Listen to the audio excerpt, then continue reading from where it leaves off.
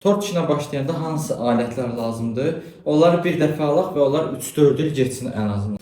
Əziz bacılar, tort işinə başlayıb və bu işi öyrənmək üçün sizə cəmi 5 dənə şey lazımdır. Biri tort fırlanan pastavka. Bunun korobkası budur. Bunun diametri 31 santidir. Bunun qırağı bax belə olmalıdır. Əyri. Düz olan, burası qızılı, burası boz rəngdə olanı almayın. O bir aya dağılır. Bu aşağı yuxarı getməməlidir. Bax bunlar da bu getmir. Bunlar 3-4 il, bunlara heç nə olmur. Tort sıvayan bıçaqdır. Orta boyda olmalıdır hündürlüyü. Və burası enli olmalıdır. Burası nazik olan var, o pisdir, tez əyilir. Amma bu yaxşıdır.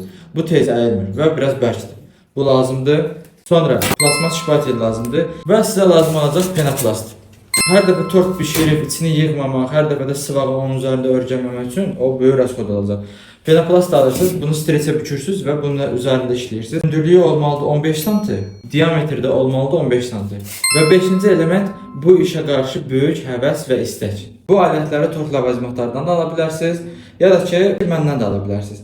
Məndə bunun hamısını alsanız, mənim 3-4 il zəmanətimlə bir yerdə bunlar cəmi 60 manat eləyəcək. Bu alətləri məndən alan bacıma bunu taksi ilə göndərəcəyik və plus məndən hədiyyə olaraq böyük məlumat bazası veriləcək.